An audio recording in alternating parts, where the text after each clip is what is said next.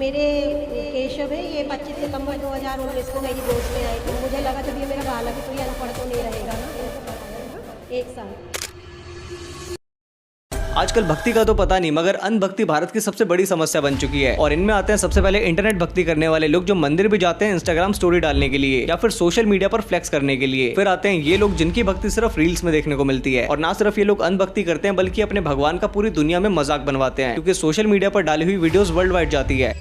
के पास गई उनको पिलाने के लिए, तो मैंने सोचा कि मैं कान्हा के वस्त्र हल्के करके उनको नाइट ड्रेस पहना देती हूँ ताकि कान्हा आराम से खा पाए। वस्त्र बदलने के बाद मैंने कान्हा के पास दूध और भोग दोनों 15 मिनट के लिए रख दिए। उसके बाद मैं चली गई। 15 मिनट बाद मैंने आकर के देखा कि कान्हा ने तो कुछ खाया ही नहीं था। तो आज रात्रि में कान्हा जी और राधा जी को शयन करवाने के बाद लाइट ऑफ करके जा ही रही थी, तभी कान्हा जी ने मेरा हाथ थामा और वो उठ गए। तो मैंने कहा कि लल्ला हम कल बातें करेंगे, अभी रात्रि हो चुकी है, चलिए आप सो जाइए। लेकिन कान्हा फिर उठ गए। तो मैंने कहा कि अच्छा ठीक है, आप उठ ही गए हो तो अब आप बताइए कि आप सो क्यों नहीं रहे हो। तो कान्हा ने मुझसे कहा कि आज मुझे झूले पे सोना है। हिंदू धर्म लोगों को फ्रीडम देता है किसी भी भगवान को मानने के लिए, लेकिन ये लोग उस फ्रीडम की इस तरह से धज्जियां उड़ा देते हैं क्योंकि इन्हें कोई बोलने वाला नहीं है। ये लोग ऐसी रील्स बनाकर लाखों सब्सक्राइबर्स और पैसे तो बना लेते हैं, बट एट व्हाट कॉस्ट। आजकल धर्म को कोई नहीं जानना चाहता क्योंकि सब ये प्रूव करने की रेस में लगे हैं कि उनका धर्म ही सबसे बढ़िया है और वो ही सबसे धार्मिक इंसान है। और यही प्रूव करने के चक्कर में लोग अपनी सारी लिमिट्स क्रॉस कर जाते हैं। अब अगर आप सही मायनों में अपने धर्म को बचाना चाहते हो तो दूसरे धर्मों को बुरा भला बोलने से बेहतर है कि ऐसे नकली भक्तों को कॉल आउट करके एक्सपोज करो। इन्हें पकड़ो जो कुछ पैसों के लिए अपने भगवान को डिसरिस्पेक्ट करते हैं। पता है आज भारत में धर्म को मानने वालों की कमी नहीं है, लेकिन सही से मानने वालों की बहुत ज्यादा कमी है। ज्यादातर लोग धर्म को इसलिए नहीं मान रहे कि वो उन्हें एक बेहतर इंसान बनाएगा और उन्हें मन की शांति देगा, बल्कि इसीलिए मान रहे ताकि वो लोगों को दिखा सकें और सोसाइटी में फिट हो सकें। जैसे आप ये वीडियो देखो, ये वीडियो एक मंदिर का है जहाँ लोग एसी का पानी चरण अमृत समझकर पी रहे हैं।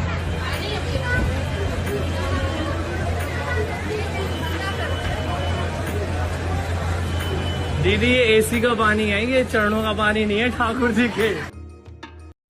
यही होती है अंधभक्ति और भेड़चाल, जहाँ आपको यही नहीं पता कि आप उस पानी को क्यों पी रहे हो और आपको पता ही नहीं है कि आप अपने धर्म को क्यों मान रहे हो। धर्म को बेसिकली मानना नहीं होता बल्कि इसे निभाना होता है एक बेहतर इंसान बनकर, क्योंकि सिर्फ भगवा रंग के कपड़े, माथे पर तिलक या सर पर टोपी लगा लेने से कोई धार्मिक नहीं हो जाता। उसके लिए आपको एक बेहतर इंसान बनना पड़ता है, नफरत छोड़नी पड़ती है, अपने अंदर की बुराइयों को जानना होता है।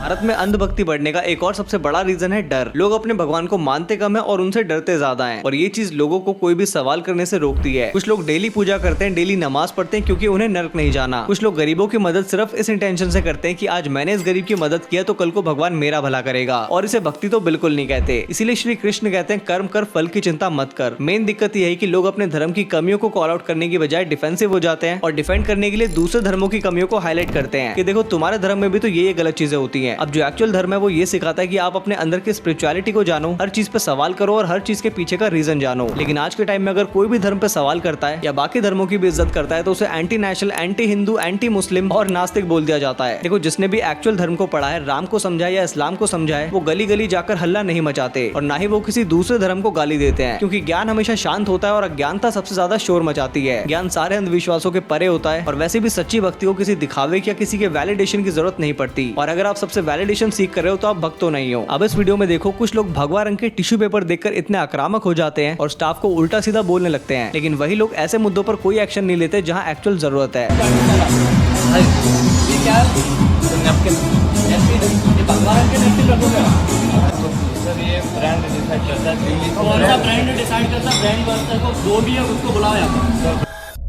पहले के टाइम में कावड़ यात्रा नंगे पैर की जाती थी और नियमों के साथ की जाती थी, लेकिन आजकल लोग स्पोर्ट्स शूज और प्रॉपर कैमरा टीम लेकर जाते हैं, क्योंकि ये लोग भक्ति के लिए नहीं बल्कि रील बनाने के पर्पज से जाते हैं और एक्चुअल भक्ति के लिए सिर्फ 10% लोग जाते हैं। कावड़ यात्रा का एक नियम ये भी है कि आप रास्ते में किसी से झगड़ा नहीं कर सकते, लेकिन यहाँ तो अगर गलती से भी कोई गाड़ी टच हो जाए तो गुंडागर्दी करते हैं, उस गाड़ी को पूरी तरह से बर्बाद कर देते हैं, फिर चाहे उसके मालिक ने उसे कितनी मेहनत से क्यों ना खरीदा हो। इनफैक्ट इनके आगे तो फौजियों की भी कोई इज्जत नहीं है भाई, इनका प्रकोप सबको झेलना पड़ता है।